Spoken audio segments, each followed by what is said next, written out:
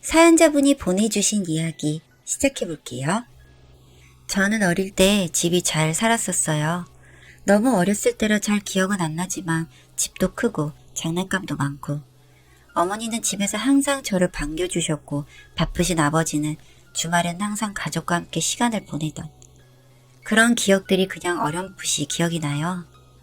제가 기억을 제대로 하는 시점은 집이 망했고 초등학교 입학 전 집은 작아졌고 그 집에서 그 단칸방으로 이사를 가서 아빠와 저 그리고 엄마 이렇게 세 식구가 나란히 누워 자던 기억이 납니다.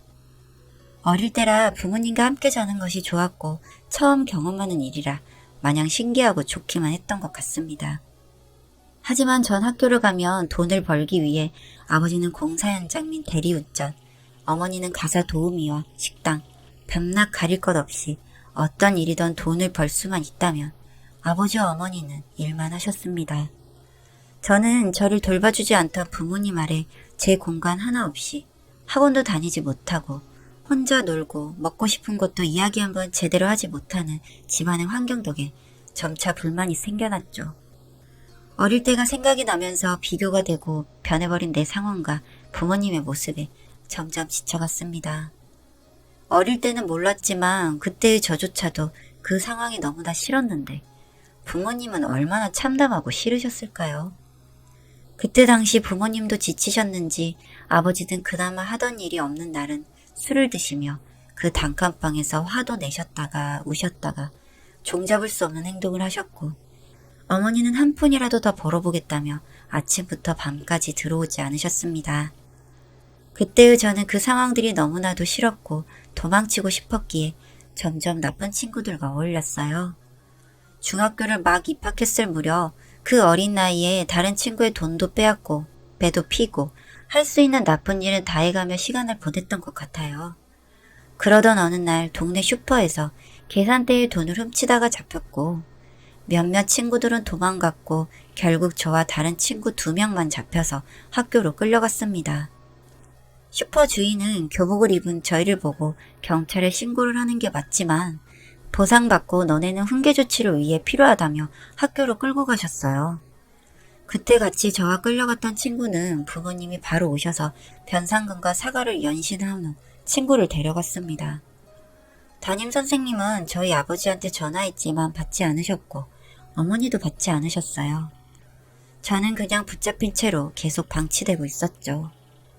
그러다 연락이 닿은 어머니는 얼마나 빨리 달려오셨는지 식당에서 일하던 차림으로 앞치마까지 하고 오셨습니다. 저는 그 모습을 보자 차라리 그냥 오지 말지 라는 나쁜 생각을 하며 본체만 채하며 서 있었죠. 슈퍼 주인은 애 교육을 어떻게 시키는 거냐며 이 상황이 말이 되냐며 변상금 다른 분이 치렀으니 경찰서 안 가는 대신 합의금을 달라며 경찰서 안 데려간 게 어디냐며 요구를 했습니다. 어머니는 머리가 땅에 닿을 듯 연신 죄송하다며 자기가 능력이 없고 먹고 살기 바빠 자식을 잘 보살피지 못했다며 연신 사과를 했고 한 번만 봐달라며 정말 송구하지만 능력 없는 애미라 합의금도 드릴 형편이 못 된다며 사과를 했습니다. 그 모습을 보던 담임선생님은 저보고 나가 있으라고 했고 저는 앞에서 잠시 눈물을 훔치다 도망쳐버렸어요. 어떻게 이야기가 잘 마무리가 됐는진 모르겠지만 엄마는 교문을 나서려는 저를 부르며 잠깐 기다리라며 저를 쫓아오시기 시작했고 그냥 생각 없이 걷고 있던 저는 엄마의 부름에 도망치듯 뛰어 달아나기 시작했죠. 그렇게 한참을 뛰다가 길 한복판에서 울기도 하고 그런 모습에 스스로 어이가 없어 웃기도 했다가 그렇게 정처 없이 돌아다니다 집으로 갔습니다. 그런데 엄마의 모습은 없었고 아버지만 계셨어요. 아버지는 또 술을 드시고 계셨고 그 모습을 보고 저는 그냥 씻고 바로 자는 척 누워버렸습니다. 누웠는데도 잠이 오지 않던 그날 아침이 되었고 점점 이상하다 생각했어요. 왜냐하면 엄마는 들어오시지 않았기 때문이었죠. 하지만 그 집에 있는 것 더 싫었기에 학교로 등교를 했고 그날은 엄마에게 죄송하다는 말을 해야겠다 다짐하며 집으로 갔지만 그 말을 할 수가 없었습니다. 엄마는 돌아오지 않으셨으니까요. 세상이 무너지는 것 같았습니다. 믿고 싶지 않았어요. 아버지는 화를 내기 시작했습니다. 이 여자가 미쳤다며 짐 싸서 밖에다 내놓으라며 술에 취한 상태로 화를 냈고, 저는 그런 아버지가 무서웠기에 어머니의 집을 정리하기 시작했습니다. 저는 그 짐 정리를 하며 확신했습니다. 엄마는 나를 떠나버린 거구나. 짐을 챙길 필요도 없었던 거구나 싶었습니다. 엄마의 짐은 짐이라고 보기도 어려웠어요. 목이 다 늘어난 티, 구멍난 속옷, 그런 옷을 가방에 넣었더니 그 가방조차 공간이 남을 정도의 짐. 그 가방을 밖에다 놓는 척하며 집 밖으로 나왔고 저는 그 가방을 안고 펑펑 울었습니다. 우리 엄마, 술 먹고 일도 안 하며 화내는 남편, 거기에 말도 안 듣고 제멋대로인 딸, 그리고 이런 말도 안 되는 옷과 살림살이들. 얼마나 벗어나고 싶었을까라는 생각이 들더군요. 왜 그날 죄송하다고 안 했을까? 아니 교문 밖을 나설 때 부르는 엄마의 목소리에 왜 도망쳤을까? 내가 잘못했다고 빌었으면 엄마가 떠나지 않았을까? 내가 엄마의 부름에 답했다면 엄마는 나를 떠나지 않았을까? 생각하며 저는 엉엉 울었습니다. 내 탓도 했다가 아버지 탓도 했다가 왜 엄마는 나에게 이야기해주지 않을까? 왜 도망밖에 답이 없었을까 하면서요. 그런데 아버지는 점점 더 심하게 폭력적으로 바뀌셨습니다. 너도 네 엄마처럼 도망칠 거냐며 소리를 지르고 물건을 던지고, 그때마다 저는 나를 아버지랑만 두고 갔다는 생각에 화도 내고 원망도 하다가, 한편으로는 엄마를 이해하다가, 이런 감정이 왔다 갔다 하다가 결국에는 엄마를 그리워하는 마음으로 끝이 났습니다. 점차 아버지의 행동들이 익숙해져 갔고 아버지도 돈이 없는 현실에 공사장으로 출근해서 일을 시작하셨어요. 그렇게 일을 시작하시면서 바뀔 줄 알았던 아버지는 일은 하셨지만 일을 하던 중이건 집에 있건 술을 항상 놓지 않으셨죠. 무능력한 아버지 덕분인지 다행히도 중학교 졸업까지는 할 수 있었고 고등학교로 진학을 했습니다. 입학과 동시에 교복 살 돈도 없어서 겨우겨우 알바를 해서 모았던 돈을 중학교 갓 졸업한 저에게는 전 재산이자 엄청나게 큰 돈이었던 그 돈으로 교복을 사서 입었습니다. 남들은 이쁜 옷을 사거나 가지고 싶은 물건을 살 때 저는 제가 필요한 교복을 샀죠. 그렇게 겨우겨우 구색을 맞춰 입학 후 학교를 다녔습니다. 아버지는 변하는 모습 없이 술을 드셨고 화를 내셨고 원망하는 마음이 너무나 컸지만 저는 그 와중에 지지 않고 잘 자라고 있는 제 모습을 나중에 엄마한테 보여주고 칭찬받고 싶은 마음에 정말 열심히 바르게 살았습니다. 엄마 딸 잘 자랐다고 보여주고 싶었거든요. 그런데 제가 엄마에게 잘 자란 제 모습을 보여주는 것보다 아빠를 원망하는 마음이 컸던 것일까요? 하늘은 아버지를 데려가시더군요. 아버지는 공사 현장에서 사고가 났고 응급실로 옮겼지만 결국 깨어나지 못하셨다고 했습니다. 그렇게 저는 혼자가 되었습니다. 장례식장에 혼자 그 앞에 앉아 있었고 제일 먼저 아버지가 일하시던 공사 현장 관계자분들이 오셨습니다. 호족상에 있던 어머니를 찾으셨지만 어디 있는지 모르겠다는 제 답변에 살짝 당황하시더니 이내 위로의 말씀과 사과를 하셨고 허탈감과 삼실감으로 지배된 제 몸은 그 사람들의 이야기를 다 이해할 상태가 아니었어요. 언뜻 이해한 내용으로는 사망보험금이 법적 배우자인 어머니가 있어야 한다는 이야기와 제 손에 돈 봉투를 주시며 금액으로 산정할 순 없지만 위로의 마음으로 준비했다. 이런저런 말들과 함께 인사 후 가버리셨습니다. 그렇게 저는 정말 혼자가 되어 멍하니 앉아 있었습니다. 그렇게 한참을 앉아 있었을까요? 갑자기 얼굴도 잘 몰랐던 아버지의 형제분들이 들어오셨습니다. 처음에는 어린 것 혼자 어쩌냐며 딱하다며 아버지께는 절도 안 드린 상태로 저를 위로하셨습니다. 그런데 그 걱정도 잠시, 일하다 다친 건데 보험금은 어떻게 되냐며 회사 사람들은 왔냐며 법적 대리인이 필요할 테니 도와주겠다며 이야기를 해오는데 저는 그 순간 정신이 번쩍 들더군요. 아, 진짜 세상에 믿을 어른 없구나 라는 것을 빠르게 깨달아버리고 저는 냉정하게 이야기했습니다. 집 나간 엄마가 호적상 정리 안 돼서 나는 모른다 라고 소리치듯 말했고 어르신들은 눈치를 보시더니 어머니는 어디 갔냐고 연락을 하냐며 캠으로 오기 시작했습니다.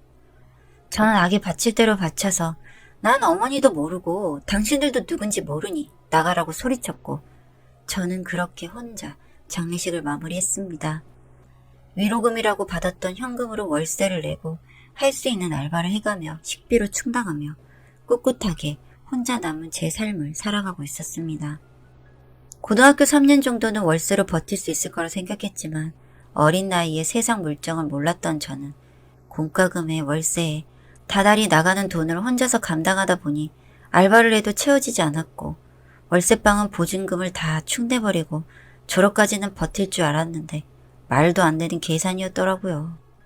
고3 졸업을 앞둔 12월 남들은 대학 갈 생각을 하고 성인이 된다고 기뻐했지만 저는 생활고 걱정을 하고 있었습니다. 결국 12월 25일 저 빼고 온 세상이 춥지만 따뜻한 분위기를 풍기며 행복했지만 저는 제가 살던 월세방 앞 현관문에 얼마 안 되는 제 짐들이 다 꺼내져 있고 현관문의 열쇠가 바뀌어 열 수가 없었습니다. 그 추운 겨울 그리고 사람들이 행복한 크리스마스 날 저 혼자 그 문 앞에 갈 곳 없이 펑펑 울었습니다. 아버지가 돌아가셨을 때도 이렇게 아이처럼 큰 소리로 울지 않았고 엄마가 집을 나갔다는 것을 알았을 때도 눈물을 흘렸지만 지금처럼 숨이 넘어갈 정도로 지금처럼 큰 소리로 운 적은 처음인 것 같았습니다. 엄마라 부르며 울었습니다. 그런데 갑자기 엄마라는 부름에 하늘에서 제 이야기를 들어주셨던 걸까요? 어디선가 엄마의 목소리가 들려왔습니다. 저 멀리서 엄마는 제 이름을 부르며 저에게 다가왔고 환자복을 입고 있던 엄마를 보며 너무 추워서 내가 죽은 건가? 아니면 엄마가 귀신이 되어 내 앞에 나타난 건가 하는 생각을 했죠. 귀신이든 아니든 그때는 저에게는 상관없는 일이었습니다. 너무 춥고 무서웠던 저에게 그 사람이 어떤 형태든 그게 무슨 상관이었겠어요. 그냥 서로의 얼굴을 보고 얼굴을 어루만지고 껴안았습니다. 엄마는 미안하다고 했고 저는 엄마 맞아? 엄마 보고 싶었어 라며 서로를 안고 울었습니다. 이내 엄마는 우리 딸 나쁜 행동하고 혼나고 엄마까지 학교 불러가서 혼났지? 엄마가 미안해. 우리 딸은 착한 아이인데 엄마가 부족해서 그런 거야. 우리 딸 잘못 아니야. 라며 엄마와 함께했던 마지막 중학교 때 이야기를 해주셨습니다. 그러더니 엄마가 너무 늦게 말해서 미안해. 이 말을 바로 해주고 싶었는데 그동안 엄마가 사정이 있었어. 라며 눈물을 흘렸고 저는 엄마와 손을 잡고 엄마의 집으로 들어가게 되었습니다. 엄마의 집은 엄청 크고 방도 많았습니다. 그렇게 따뜻한 곳에서 서로 잠시 숨을 고른 뒤 이야기를 시작했습니다. 엄마는 그날 교문 밖으로 뛰어나가는 저를 보고 뒤따라 뛰었지만 저를 보지 못했고 집으로 가서 기다리려는 순간 반대편 도보에서 저의 모습으로 보이는 사람이 있었다고 했습니다. 당연히 저인 줄 알았던 사람을 보고 초록불에서 빨간불로 바뀌는지 모르고 가다 사고를 당하셨다고 했어요. 본인이 사고를 당한 줄도 몰랐는데 일어나 보니 병원이었고 그 당시 자신의 이름도 사는 집 주소도 기억을 못하는 상태로 깨어났다고 하더군요.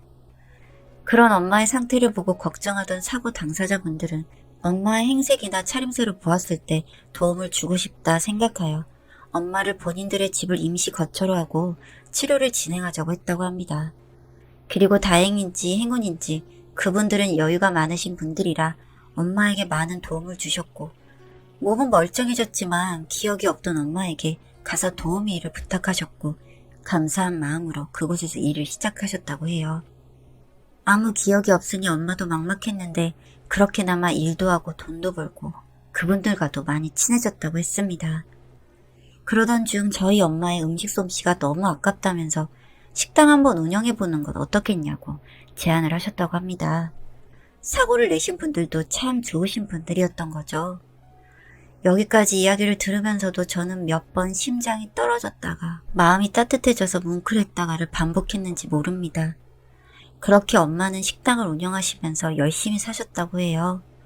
입소문을 타서 그 식당이 또 잘 되어서 그 식당이 있는 건물을 살 정도로 성공하셨다고요. 물론 오래된 아주 작은 건물이라고는 하셨지만 말이죠. 그게 무슨 상관인가요? 여튼 그렇게 열심히 살아오시던 엄마는 이상하게도 교복을 입고 다니는 학생들을 봤을 때 이상한 감정이 들었었다고 합니다. 그러던 중에 길을 건너다가 또 한 번 사고를 당할 뻔했다고 하셨어요. 학생이 횡단보도를 건너고 있는데 한 차가 속도를 줄이지 않는 것을 보게 된 엄마는 그 학생을 구하기 위해 뛰어들었다고 하시더군요. 다행히 경미한 교통사고로 마무리되었고 그때 후 충격 때문인지 뭔지 기억이 돌아왔다고 하셨습니다. 기억이 돌아오자마자 엄마는 병원에서 바로 절 찾으러 나오시는 길이라고 했어요. 다행히 저는 엄마와 살던 그 집에서 지내고 있어서 엄마와 만날 수 있었던 거였죠. 엄마의 이야기를 듣는 내내 저는 눈물이 나서 혼났습니다. 엄마의 따뜻한 목소리와 엄마의 품속. 이게 꿈일까 걱정이 돼서 엄마의 옷을 꼭 잡고 놓지 못하겠더라고요.